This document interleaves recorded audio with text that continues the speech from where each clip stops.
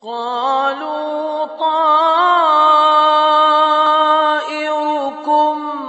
معكم أئن ذكرتم بل أنتم قوم مسرفون.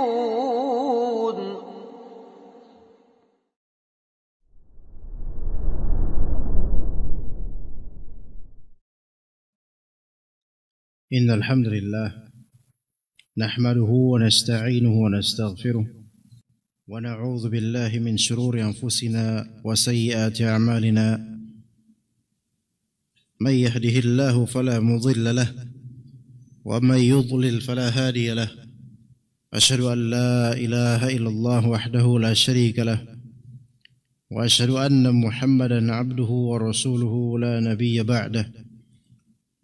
قال الله تعالى في كتابه الكريم: يا أيها الناس اتقوا ربكم الذي خلقكم من نفس واحدة وخلق منها زوجها وبث منهما رجالا كثيرا ونساء واتقوا الله الذي تساءلون به والأرحام إن الله كان عليكم رقيبا. فإن أصدق الحديث كتاب الله وخير الهدي هدي محمد صلى الله عليه وسلم وشر الأمور محدثاتها وكل محدثة بدعة وكل بدعة ضلالة وكل ضلالة في النار. أما بعد.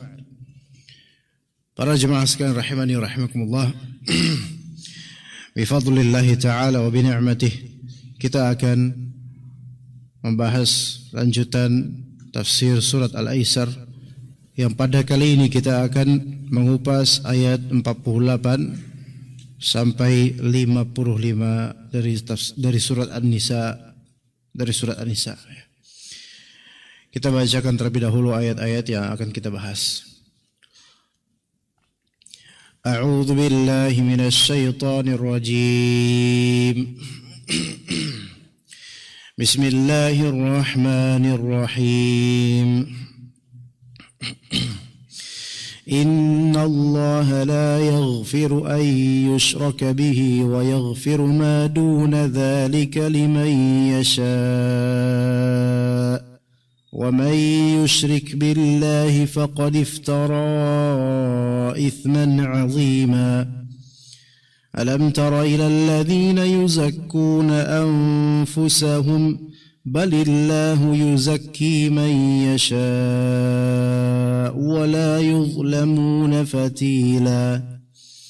انظر كيف يفترون على الله الكذب وكفى به إثما مبينا. ألم تر إلى الذين أوتوا نصيبا من الكتاب يؤمنون بالجبت والطاغوت ويقولون للذين كفروا هؤلاء أهدى من الذين آمنوا سبيلا. أولئك الذين لعنهم الله ومن يلعن الله فلن تجد له نصيرا. أم لهم نصيب من الملك فإذا لا يؤتون الناس نقيرا. أم يحسدون الناس على ما آتاهم الله من فضله فقد آتينا آل إبراهيم الكتاب والحكمة وآتيناهم ملكا عظيما. فمنهم من آمن به ومنهم من صد عنه وكفى بجهنم سعيرا. Allah subhanahu wa ta'ala berfirman, Inna Allah la yaghfiru an yushraka bih wa yaghfiru ma duna dhalika liman yasha. Inna Allah, sesungguhnya Allah Ta'ala, la yaghfiru, yani la yamhu wa la yatruk al-muakhadah. Allah Subhanahu wa Ta'ala tidak menghapus dan tidak meninggalkan siksaan, tidak menghapus dosa. Ayyushraka bih, yaitu dosa penyembahan terhadap selainnya, dosa syirik besar. Sebagian mengatakan dosa syirik di sini mencakup syirik besar dan syirik kecil. Tetapi yang lebih tepat insyaallah taala yang dimaksud di ayat ini yaitu syirik besar. Allah taala tidak menghapus dosa syirik besar. Ya seperti sarful ibadah lahu yaitu memalingkan ibadah daripada Allah taala menuju selain Allah taala. Berdoa kepada selain Allah, bertawasul kepada yang gaib, yang sudah wafat, walaupun niatan yang baik. Juga minta tolong kepada selain Allah taala untuk sesuatu yang hanya dimampu oleh Allah azza wa jalla. Kemudian menyembelih untuk selain Allah, bernazar kepada selain Allah, dan lain-lainnya. Maka dosa-dosa syirik besar seperti ini tidak diampuni ketika apa? Ketika pelakunya wafat dan belum taubat. Adapun jika pelakunya wafat dan telah taubat dari syirik besar, maka Allah Subhanahu wa taala Maha Pemaaf, Maha Pengampun, dan diterima taubat tersebut. Ya, dengan dalil apa? Bahwasanya banyak dari para sahabat Nabi mereka pada asalnya dulu adalah orang-orang musyrikun. Lalu kemudian mereka masuk Islam, bertaubat dari kesyirikan mereka, menjadi muslimun, mu'minun, muhsinun. Ayat ini ada sababun nuzulnya menurut sebagian ulama. Ataupun sebelumnya Allah Ta'ala tidak mengampuni dosa syirik besar. Wa yaghfiru ma duna dzalika liman yasha. Dan Allah Subhanahu wa taala mengampuni dosa-dosa ma duna dzalika, ma duna syirk wal kufur, yaitu dosa-dosa di bawah kesyirikan dan kufur dari segi besarnya. Yakni dosa-dosa maksiat. Dosa-dosa yang bukan merupakan dosa syirik, bukan merupakan dosa kekufuran akbar, melainkan dosa di bawahnya seperti dzunub dan ma'asi, dosa-dosa dan baik besar maupun maksiat yang bukan merupakan kesyirikan dan kekufuran, tetapi kata Allah liman yasha, bagi yang Allah Ta'ala kehendaki. Jadi begini, kalau ditanya dosa apa yang tidak diampuni oleh Allah Ta'ala sama sekali kalau pelakunya wafat, dosa syirik besar atau kufur besar. Ini jelas, kelas. Ini sepakat semua dari kaum muslimin. Namun kemudian bagaimana dengan nasib dosa-dosa di bawah syirik besar, seperti syirik kecil, seperti riya, sum'ah, dan juga dosa-dosa besar yang bukan merupakan dosa syirik atau kufur, seperti ujub, takabbur, zina. Ini dosa-dosa besar. Atau mungkin dosa-dosa kecil, dari hal-hal kecil dari dosa. Maka bagaimana nasib dosa-dosa tersebut? Maka yaghfiru liman yasha. Allah Ta'ala wa yaghfiru duna dzalika liman yasha. Allah Ta'ala mengampuni dosa-dosa tersebut, tapi bagi yang Allah Ta'ala kehendaki. Jadi perkara dikembalikan kepada Allah, atau yang disebut dengan istilah tahtal masyiah, di bawah kehendak Allah. Kalau Allah Subhanahu wa taala ingin mengampuni, maka Allah ampuni. Kalau tidak ingin, maka tidak diampuni oleh Allah. Dengan taubat ataupun tanpa taubat. Jadi semua dosa-dosa di bawah itu, yaitu maksiat dan dosa-dosa besar yang bukan kesyirikan, maka itu perkaranya diserahkan kepada Allah Subhanahu wa taala. Sebesar apapun dosa tersebut, selama bukan kesyirikan dan bukan kekufuran. Innallaha la yaghfiru ayyushraka bihi wa yaghfiru ma duna dzalika liman yasha. Hadis ini memiliki sabab nuzul di surat Az-Zumar ayat 53. Kata Rabb kita azza wa jalla, "Qul ya ibadiyalladzina asrafu ala anfusihim la taqnatu min rahmatillah. Innallaha yaghfiru dzunuba jami'a." Katakanlah, wahai hamba-hambaku yang telah melakukan hal yang melampaui batas terhadap dirinya, yaitu banyak dan gemar melakukan dosa, la taqnatu min rahmatillah. Janganlah kalian itu berputus asa dari rahmat Allah sebesar apapun dosa kalian. Innallaha yaghfiru dzunuba jami'a. Sesungguhnya Allah Subhanahu wa taala Maha mampu untuk menghapus atau mengampuni dosa-dosa seluruhnya, apapun itu. Maka seorang pria kemudian berdiri dan berkata, "Wasyirku ya Nabi Allah, bagaimana dengan syirik? Apakah syirik juga termasuk dosa yang langsung Allah Ta'ala ampuni atau mudah Allah Ta'ala ampuni begitu saja?" Fakariha dzalika Rasulullah. Maka mendengar pertanyaan tersebut, Rasulullah SAW membenci hal tersebut, yaitu membenci kesyirikan dan membenci konteks yang terjadi dalam pertanyaan tersebut, yaitu kesyirikan. Wa anzalallah, kemudian Allah Ta'ala menurunkan firman-Nya, "Innallaha la yaghfiru an yushraka bihi wa yaghfiru ma duna dzalika liman yasha." Sesungguhnya Allah Ta'ala tidak mengampuni dosa syirik dan mengampuni dosa-dosa di bawah tersebut, di bawah syirik tersebut. Liman yasha, bagi yang Allah Ta'ala kehendaki. Maka seolah-olah di sini di surat Az-Zumar 53 ini kabar gembira bagi orang yang bertaubat bahwasanya Allah Ta'ala itu Maha mampu menghapus seluruh dosa seluruhnya. Namun dikecualikan di ayat An-Nisa yaitu 48 ini, bukan karena Allah tidak mampu, bukan, tapi Allah tidak menghendaki dosa syirik besar dihapus olehnya tanpa taubat. Jadi bagi orang yang wafat dalam keadaan menyimpan dosa syirik besar, maka dia apa? Tidak diampuni oleh Allah Subhanahu wa taala dan dianggap bukan muslim, bukan mukmin, lebih-lebih muhsin. Maka orang seperti ini apa? Di neraka abadi selamanya. Nauzubillah min dzalik.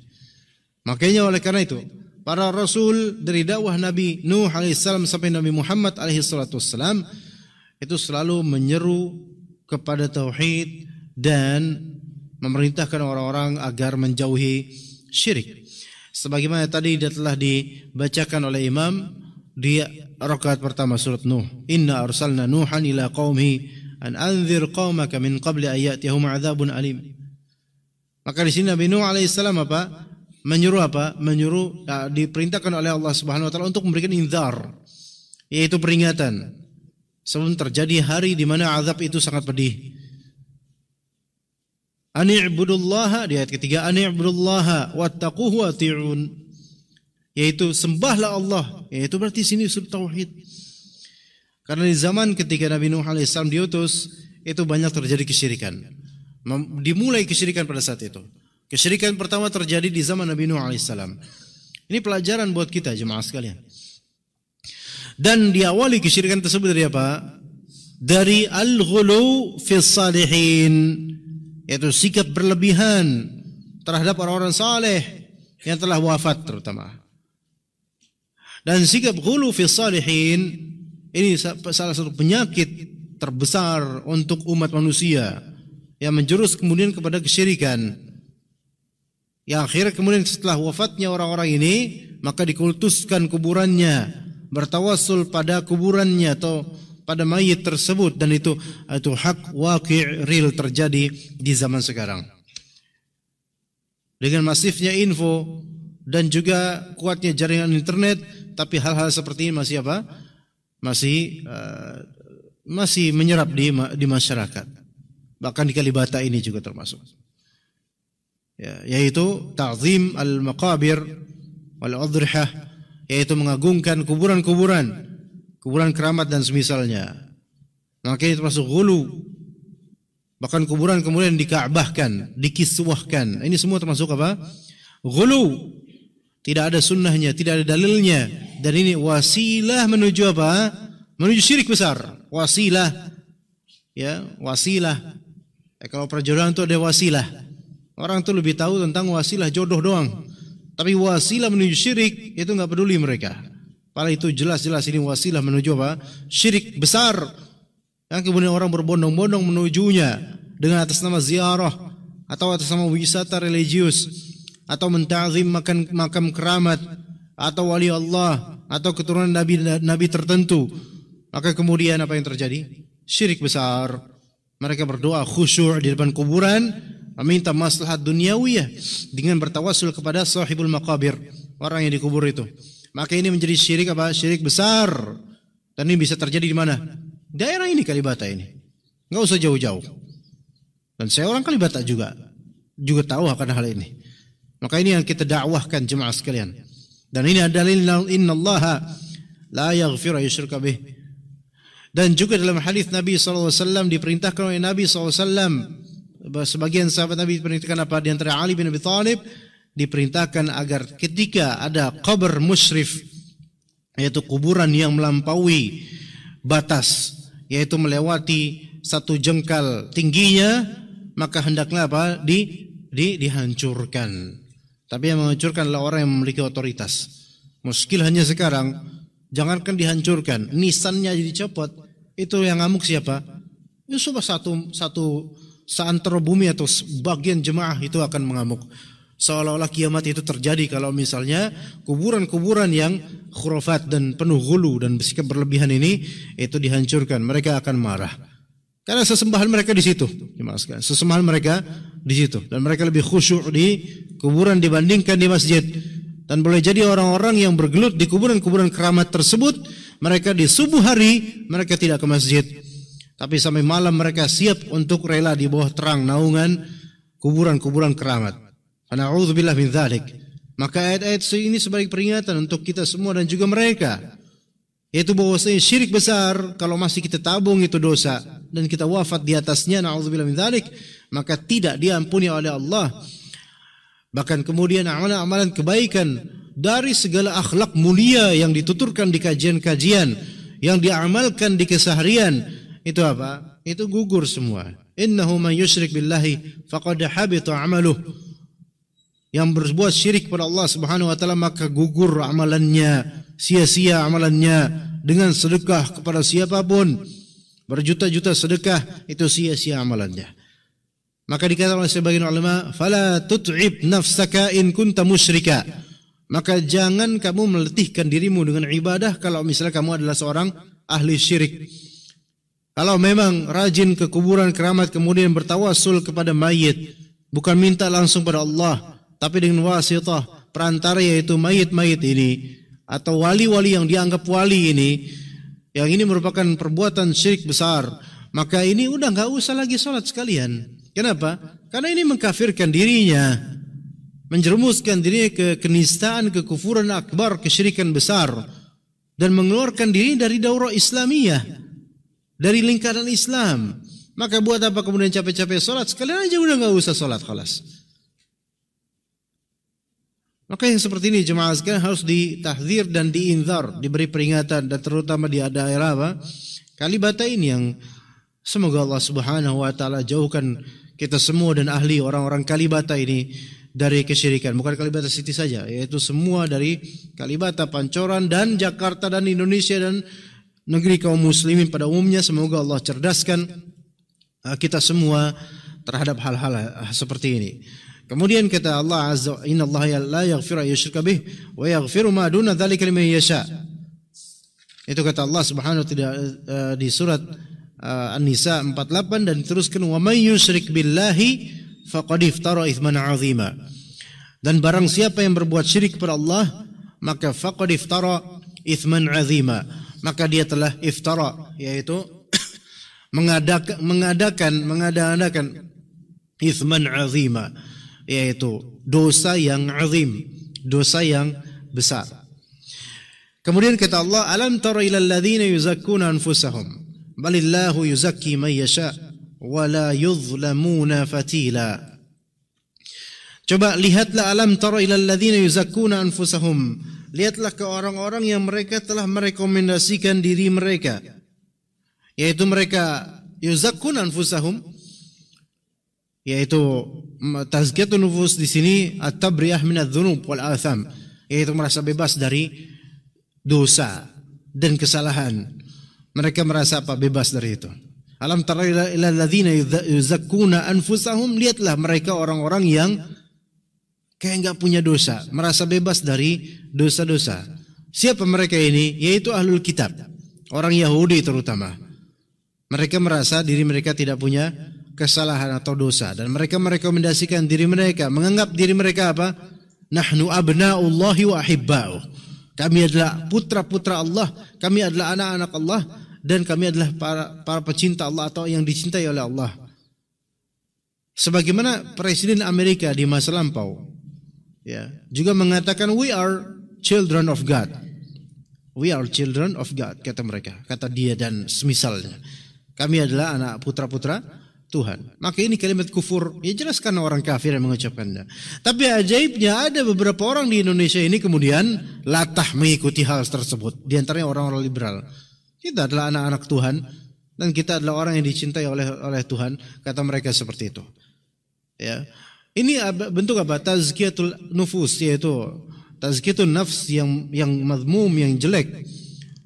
Merekomendasikan dirinya, menganggap dirinya suci, menganggap dirinya adalah yang dicintai oleh Allah Ta'ala begitu saja tanpa adanya usaha keimanan dan usaha amalan.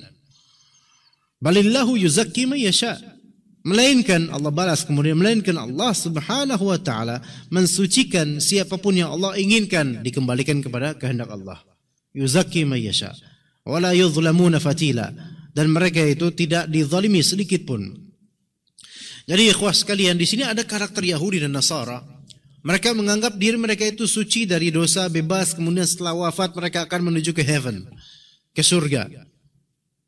Sebagaimana perkataan orang Yahudi dan Nasara, waqalu la yadkhulul jannata illa man kana hudan aw nasara. Tidak akan masuk surga kecuali kami orang Yahudi, tidak akan masuk surga kecuali kami orang Nasrani. Itu klaim mereka, kata Allah, fatilka amaniyuhum. Itu hanyalah angan-angan hampa mereka. Karena tidak tercermin aroma surgawi dari amalan dan iman mereka, tidak tercermin. Kalau kita lihat bagaimana orang-orang non-muslim, yang mana mereka itu merasa nanti kalau misalnya setelah wafat mereka akan ke surga karena dosa mereka telah ditebus oleh sesembahan mereka. Ini kedustaan dan kebohongan dan kebodohan juga. Kalau emang kayak gitu, ya udah, kalau sekarang minum khamar aja sekarang, berzina aja sekarang. Dan memang mereka sekarang apa? Terserah apa yang mereka lakukan. Ya, mereka melakukan apapun yang mereka lakukan, apa mereka inginkan. Karena merasa apa? Sudah ditebus dosanya oleh sesembahan mereka. Maka nanti kalau wafat, kemudian apa? Masuk surga. Seperti itukah enaknya? Lezatnya hidup di dunia, kemudian dengan segala maksiat bergelimpangan dan kesyirikan, kemudian di akhirat nanti karena sudah ditebus, karena disalib sesembahan mereka, kemudian mereka akan apa? Akan masuk surga begitu saja? Jangankan begitu, orang yang seharusnya ini sunnatullah yang terjadi. Orang yang masuk Islam, orang yang beriman, itu justru ujiannya makin banyak. Ahasiban nasu ayyutraku ayyaqulu amanna wa hum la yuftanun. Apakah orang-orang itu mengira bahwa mereka akan dibiarkan begitu saja tanpa adanya ujian setelah mereka mengatakan kami beriman? Yang beriman aja diuji oleh Allah Subhanahu wa Ta'ala supaya terlihat mana yang beriman, mana yang tidak. Mana yang jujur, mana yang ngomong doang. Lah ini enggak beriman, enggak. Kemudian merekomendasikan dirinya nanti bakal masuk surga. Lebih-lebih orang-orang Yahudi juga mengatakan seperti itu. Beriman tidak mau, padahal punya ilmu. Beramal tidak mau, tapi kemudian mengklaim kami nanti bakal masuk surga. Bahkan kemudian orang Yahudi mengatakan, qalu lan tamassana an-naru illa ayyaman ma'dudat. Kalaupun ya kami masuk neraka, paling kami masuk neraka cuma beberapa hari yang bisa dihitung doang. Itu kata orang Yahudi. Kemudian nanti kami bakal kembali ke surga. Mereka merasa bahwa diri mereka adalah anak-anak Tuhan dan juga mereka adalah anak-anak surgawi, dan kalaupun ada yang masuk ke neraka itu cuma trial doang, itu bagi mereka. Nauzubillah min dzalik. Ya, itu anggapan mereka. Melainkan balillahu yuzakki man yasha. Allah akan mensucikan dosa-dosa orang yang Allah Ta'ala kehendaki. Siapa yang Allah Ta'ala kehendaki? Kaum mukminin. Tapi bukan sebatas klaim iman, melainkan kaum mukminin yang berhasil melewati ujian-ujian yang Allah berikan di kehidupan ini. Wala yuzlamuna fatila. Tidak akan ada yang dizalimi oleh Allah Azza wa Jalla. Unzur kaifa yaftaruna 'ala Allahil kadhib wa kafa bihi itsman mubina. Lihatlah bagaimana mereka itu berdusta atas nama Allah Ta'ala, berdusta atas agama Allah. Yaftaruna 'ala Allahil kadhib. Dusta di sini yaitu adamu mutabaqatil khabari lil waqi', tidak selarasnya kabar dengan kenyataan. Mereka mengabarkan bahwasanya diri mereka akan masuk surga, itu enggak sesuai kenyataan. mereka mengabarkan bahwa diri mereka itu lepas dari dosa, itu enggak sesuai dengan kenyataan. Karena kita lihat kenyataannya, orang-orang ahlul kitab, mereka ahlul dzunub.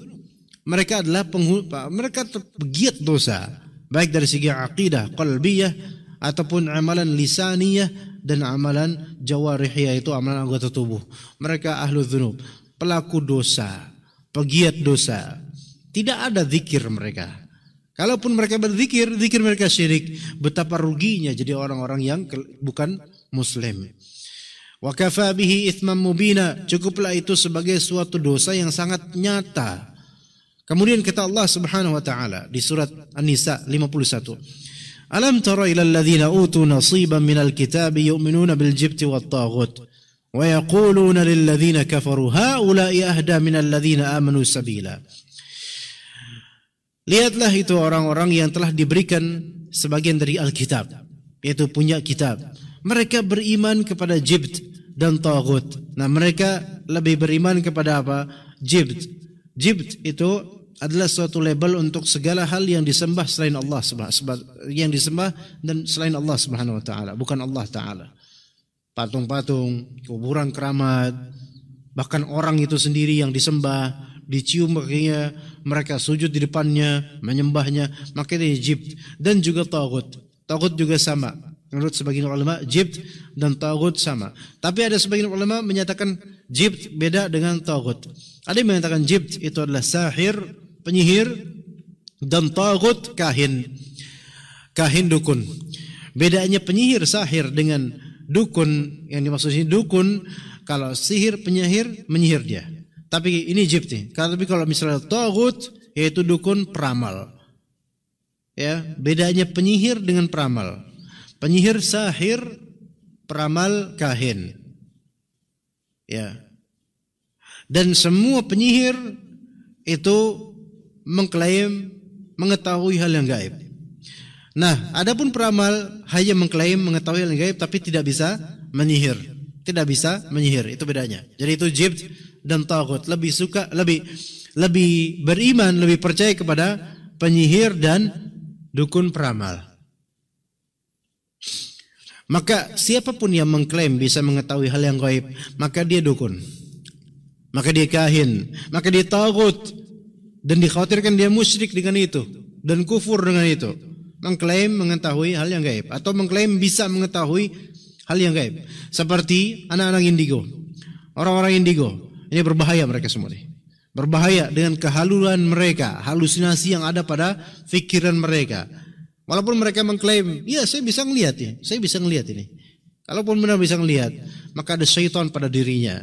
Dan dirinya takutnya menjadi taghut, maka perintahkan kepadanya untuk bertaubat, melepas semua itu, kembali kepada Allah. Dan jangan menganggap itu adalah gift atau pemberian atau keistimewaan. Itu kekurangan, kebodohan, halusinasi.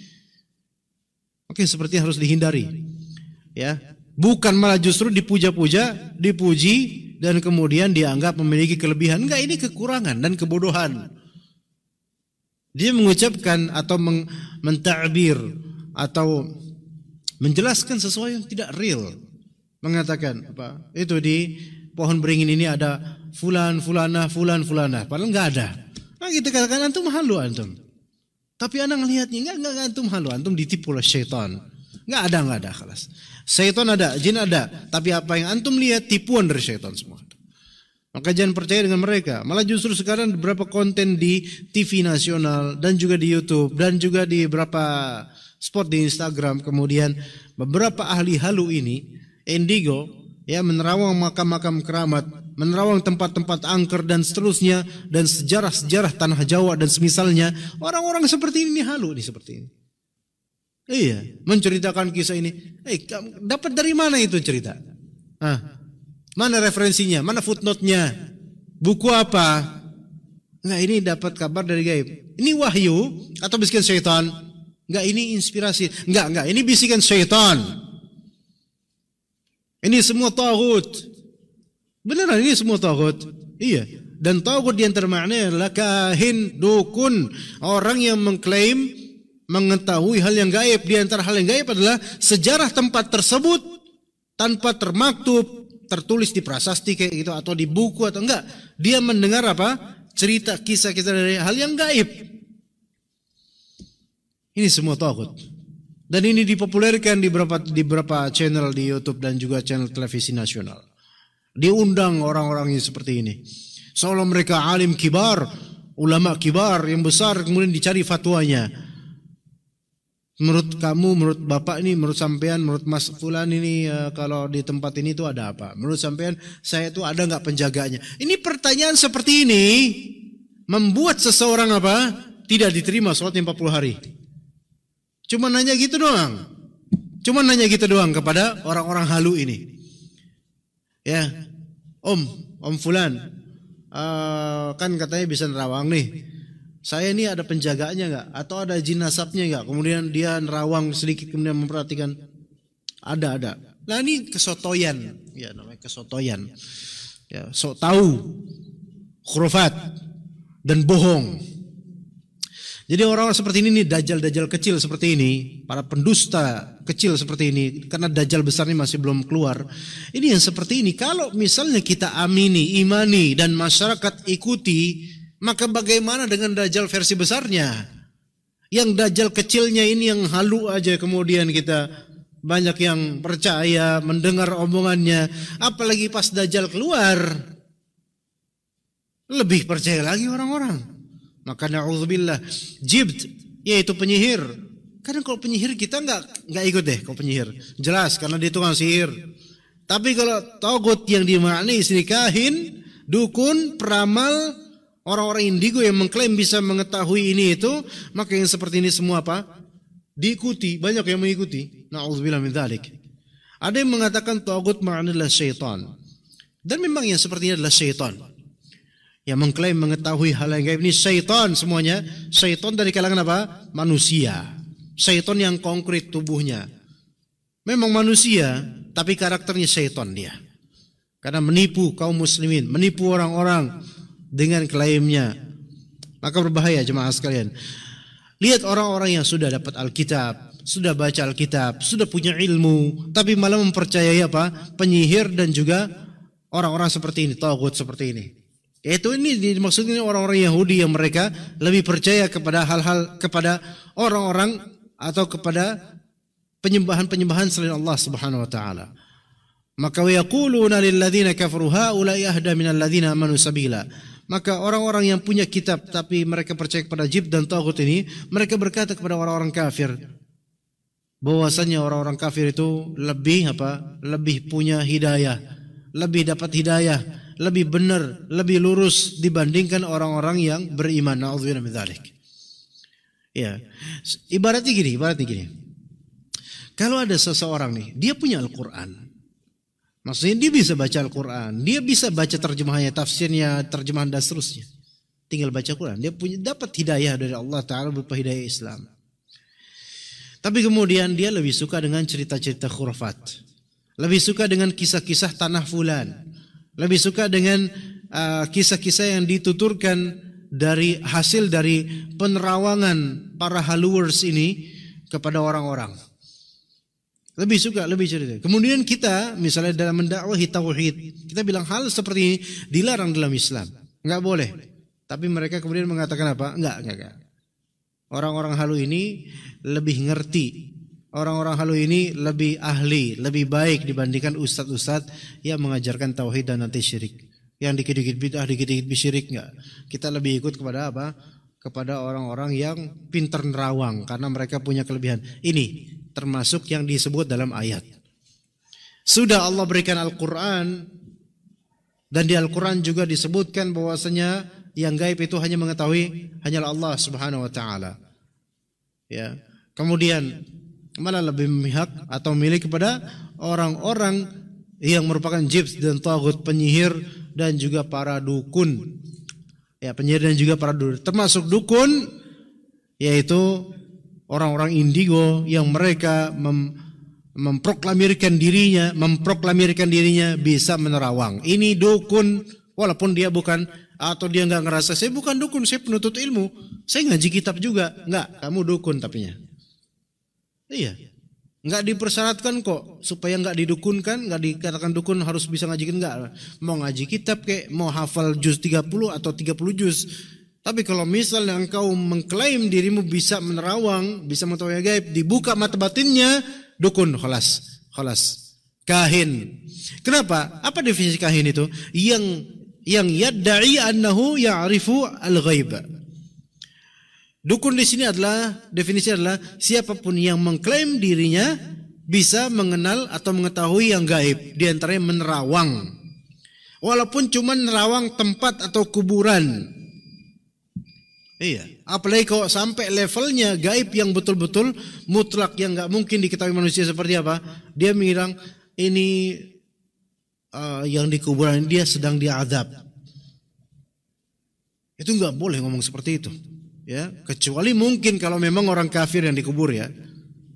Tapi ini orang muslim ini yang dia lagi diazab. Ini saya terawang. Oh nih yang ini saleh nih dapat kenikmatan. Ini dukun ini seperti ini nih. Tapi Nabi SAW pernah seperti itu nggak? Pernah. Nabi SAW bilang ini orang penghuni 2 kuburan ini sedang diazab. Tapi kalau Nabi dapat wahyu dari Allah, lah kalau ini dapat wahyu dari mana? Dari syaitan. Dan dia amini kemudian dan mengklaim saya bisa tahu. Ini dukun. Siapa? Apalagi kalau bukan dukun? Apalagi kalau bukan dukun? Calo. Bukan. Ini dukun ini seperti ini. Maka mempercayai dia bisa terancam apa? Tidak diterima salatnya 40 malam. Kata Nabi SAW. Kemudian ulaika alladzina la'anahumullah wa may yal'anillahu falan tajid lahu nasira. Mereka adalah orang-orang yang dilaknat oleh Allah. Jadi para penyihir, para dukun, para indigo yang mereka mengklaim bisa menerawang, mereka itu dilaknat oleh Allah. Hati-hati jemaah sekalian. Yang ada di sini yang mengklaim bisa mengetahui, kalau memang sering ngelihat sesuatu, tutup itu, bertaubat kepada Allah, tutup itu, jangan anggap itu keistimewaan, itu keburukan. Dan jangan sekali-kali bilang ke orang saya bisa melihat fulan, nggak usah diceritakan, tutup semua itu. Karena khawatir nanti ke depannya bakal merasa bahwa saya ini semua pemberian dan bakal mengklaim ke orang-orang saya bisa nerawang, saya bisa tahu siapa di balik kamu, saya bisa tahu ini pohon beringin ini ada apa aja. Ini treknya dukun ini. Ya, dilaknat yang seperti ini. Wa may yal'anillahu falan tajid lahu nasira. Dan barang siapa yang Allah laknat maka tidak akan dia dapatkan penolong seorang pun. Kemudian ini sebenarnya untuk orang Yahudi mereka ini. Ini ayat untuk orang Yahudi, tapi bisa kita refleksikan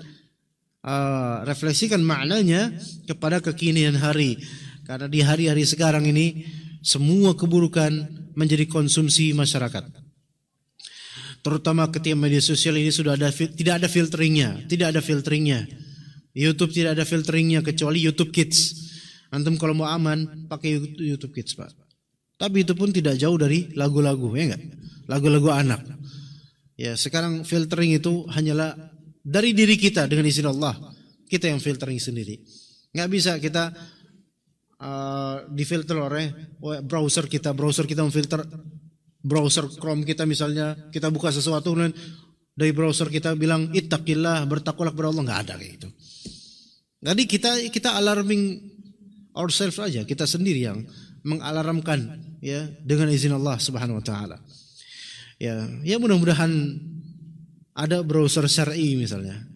Ya siapa tahu orang kali Bata City ya bisa mengkreasikan dengan izin Allah browser syar'i salafi ya. Enggak tahu namanya apa. Bukan Chrome, bukan Mozilla. Apa namanya? Mungkin browser Sunni misalnya ya. Kalau misalnya ada suatu maksiat yang mau kita klik, blok, langsung datang nasihat dan dalil-dalilnya. Repot itu. Enggak jadi maksiat insyaallah. Ittaqillah, takut kepada Allah. Matamu ada hisabnya, jarimu ada hisabnya. Itu. Selalu ingat kematian, akhirnya enggak internetan habis itu, baca Quran aja. Masyaallah. Baik, kemudian amlahum nasibum minal mulk fa idzal la yu'tuna an-nasa naqira. Ini mempertanyakan orang-orang Yahudi, am lahum nasibum minal mulki fa idzal la yu'tuna an-nasa naqira. Mereka ini orang-orang yang tadi disebutkan lebih beriman kepada taghut dan jibt. Apakah mereka itu mempunyai bagian dari kerajaan kekuasaan Allah? meskipun mereka tidak akan memberikan sedikit pun kebajikan kepada manusia. Yaitu apakah mereka orang-orang Yahudi, mereka ini punya settingan, punya pengaturan terhadap kerajaan alam semesta ini, padahal mereka adalah orang-orang yang sangat pelit. Ya, mereka kan mengklaim mereka itu anak Allah, mereka calon penghuni surga, mereka orang-orang pilihan Allah. Apa iya mereka itu betul-betul pilihan Allah sehingga mereka punya kerajaan di bumi ini yang mereka atur?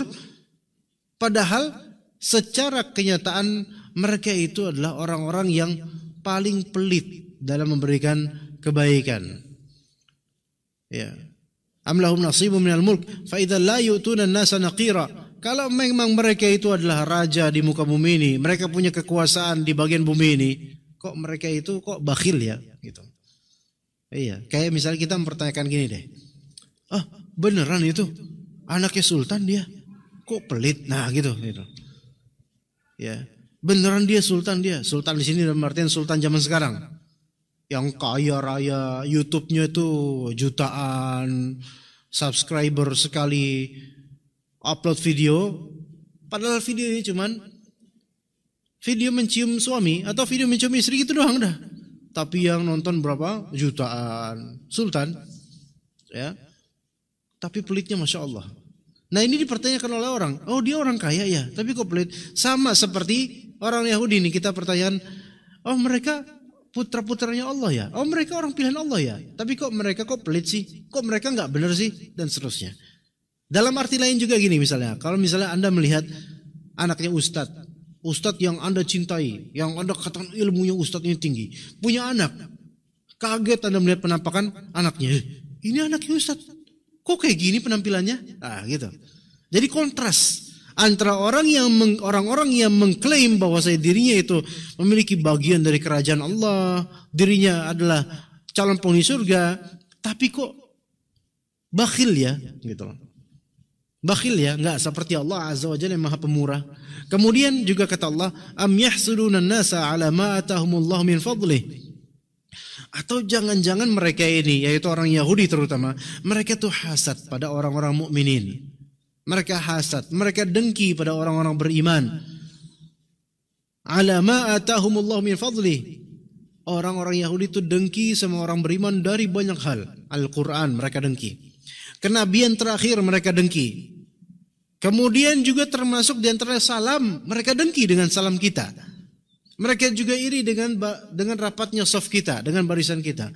Banyak hal yang didengkikan oleh orang-orang Yahudi kepada orang Islam. Dan ketahuilah, orang itu kalau iri berarti mengetahui keutamaan orang yang dia irikan. Mesti gitu. Iya. Nggak ada orang tuh iri pada seseorang yang dia nggak tahu apa keutamaannya. Iya. Bapak, kalau misalnya Anda melihat Anda jalan di trotoar Kalibata City misalnya, mohon maaf ada gembel. Ngiri nggak apa gembel itu? Nggak ada ngiri-ngirinya. Kenapa? Karena nggak ada keutamaannya. Mohon maaf gitu. Nggak ada keutamaannya. Iya. Tapi ketika Anda melihat misalnya seorang penuntut ilmu bawa kitab kemudian belajar sungguh-sungguh, iri nggak? Iri. Kenapa? Karena Anda mengakui keutamaan dia. Nah, semakin iri seseorang itu menunjukkan dia semakin tahu keutamaan pihak yang dia dengkikan. Orang Yahudi kenapa iri sama orang Islam? Karena orang Yahudi itu tahu persis, betul-betul tahu bahwa orang Islam ini punya keutamaan yang tidak dimiliki oleh mereka. Yang selama ini mereka damba-dambakan kepada Allah, tapi Allah malah memberikannya kepada orang Islam. Am yahsuduna an-nasa ala ma atahumullahu min fadlih. Apa mereka iri, dengki kepada orang-orang yang telah Allah berikan keutamaan pada mereka? Faqad atayna ala Ibrahim al-kitab wal hikmata wa atainahum mulkan 'azima. Kami, yaitu Allah Azza wa Jalla, telah memberikan kepada keluarganya Nabi Ibrahim al-kitab, yaitu kitab suci, wal hikmah, dan juga telah diberikan kepada keluarga Nabi Ibrahim alaihissalam al-hikmah, yaitu ketepatan dalam berkata dan beramal. Wa atainahum mulkan 'azima, dan kami telah memberikan kepada keluarga Nabi Ibrahim itu kerajaan yang besar. Baik kerajaan dari segi keilmuan maupun kerajaan dari segi tahta. Di sini seperti Nabi Yusuf punya kerajaan setelah menderitanya beliau alaihi salatu wassalam. Kemudian nabi-nabi lainnya seperti Nabi Daud alaihissalam dan putranya Nabi Sulaiman alaihissalam itu telah Allah berikan kerajaan. Mereka semua Bani Israel. Nabi Daud, Nabi Sulaiman itu Bani Israel. Ya. Kemudian dipertanyakan, kami telah, yaitu Allah Ta'ala telah memberikan keluarga Nabi Ibrahim banyak hal, yaitu Alkitab, keilmuan, al-hikmah, kebijaksanaan, dan juga kerajaan. Akhirat dapat, dunia dapat. Tapi kemudian Bani Israel atau Yahudi di zaman Nabi SAW, mereka dengki kepada orang-orang Arab, orang-orang Islam, dan kedengkian tersebut masih ada hawanya sampai sekarang. Kedengkian orang Yahudi terhadap Islam masih ada hawanya sampai sekarang. Dan yang seperti produk-produk Islam Nusantara dan semisalnya, itu kan hawa-hawanya anti-Arab. Sebenarnya itu anti-Islam yang benar. Ini proyek Yahudi, ini turunan dari proyek protokol Yahudi, jemaah sekalian. Yang seperti itu ya Islam Nusantara itu. Mulai nggak laku itu sekarang, mulai nggak laku dengan label Islam Nusantara. Maka pakai apa sekarang labelnya? Moderasi Islam atau Islam moderat. Moderasi beragama, pluralisme, intinya pluralisme. Ujung-ujungnya apa? Semua agama sama, udah dengan asas apa? Toleran. Ini sekarang yang paling diutamakan tuh menu apa? Toleran. Lawan dari toleran apa? Radikal-radikul, itu lawannya tuh. Itu sekarang yang digebang-gembongkan itu. Seolah-olah kita itu kalau keluar dari masjid, kita membunuhi orang-orang kafir. Sekarang saya tanya di Kalibata City, apakah ada setelah ngaji di sini atau dimanapun, kemudian ada orang kafir, orang non-muslim lewat, kemudian kita pakai pisau kita, nggak ada kan? Nggak ada ceritanya seperti itu. Dan kita biarkan mereka mufadhal beribadah sesuai dengan aturan mereka, tapi jangan terlalu dizahirkan, gitu aja kan kita, kelas. Namun kemudian barang dagangan bagi sebagian dari orang-orang yang menjilat kepada orang-orang kafir apa? Yaitu kita ini radikal. Kita ini intoleran. Seolah kita pengen menghabisi semuanya. Dan seolah-olah lisan para ustadz yang mengajar di sini atau tempat lainnya, lisan yang mengajar, ayo kita habisi semua sekarang. Enggak, kita hanya mengajarkan di sini tauhid kepada Allah, mengikuti sunnah Nabi SAW, memerangi kekufuran dengan cara menjelaskan bahwa ini kufur, jangan ikuti. Kita tidak menghunuskan pedang atau memasungkan pisau kepada mereka.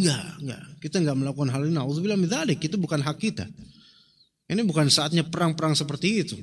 Tapi sekarang hujjah dan bayan, penjelasan ilmiah yang betul-betul kita tegakkan kepada mereka dan juga kepada kaum muslimin, kepada diri kita semua. Ya, tapi ini barang dagangan mereka, hawa-hawa anti Arab dan Islam. Itu sejak zaman Yahudi Bani Israel ketika itu sampai sekarang. Tapi kalau sekarang orang Yahudinya mereka ongkang-ongkang nyantai. Karena punya boneka-boneka dari kalangan kaum muslimin yang bisa mereka atur untuk memerangi Islam dan juga dengan cara memerangi Arab ini. Ini bukan berarti rasis anti Arab. Bukan semata-mata anti Arab. Tapi anti apanya? Anti Islam yang sesuai dengan syariat Islam. Kemudian faminhum man amana bihi wa minhum man sadda an. Di antara mereka ada yang beriman kepadanya, kepada apa yang dibawa oleh Nabi Ibrahim alaihissalam di Alkitab, Al-Hikmah. Yaitu di antara mereka ya ada Abdullah bin Salam atau para nabi sebelumnya, Abdullah bin Salam dan seterusnya dari orang-orang yang tadinya Yahudi masuk ke Islam. Wa minhum man sadda an. Di antara orang-orang Bani Israel ada yang terhalangi dari hidayah, bahkan menghalangi orang dari hidayah, dan ini kebanyakan orang-orang Yahudi. Wa kafa bi jahannama sa'ira. Cukuplah neraka yang menyala-nyala untuk membakar mereka. Na'udzubillah min dzalik. Maka itu insyaallah jemaah sekalian yang bisa kita sampaikan pada pagi hari ini. Semoga yang sedikit yang bermanfaat untuk kita semua. Wa sallallahu ala nabiyina Muhammad wa ala alihi wa sahbihi ajma'in. Subhanakallahumma bihamdika asyhadu an la ilaha illa anta astaghfiruka wa atubu ilaik. Wassalamu alaikum warahmatullahi wabarakatuh.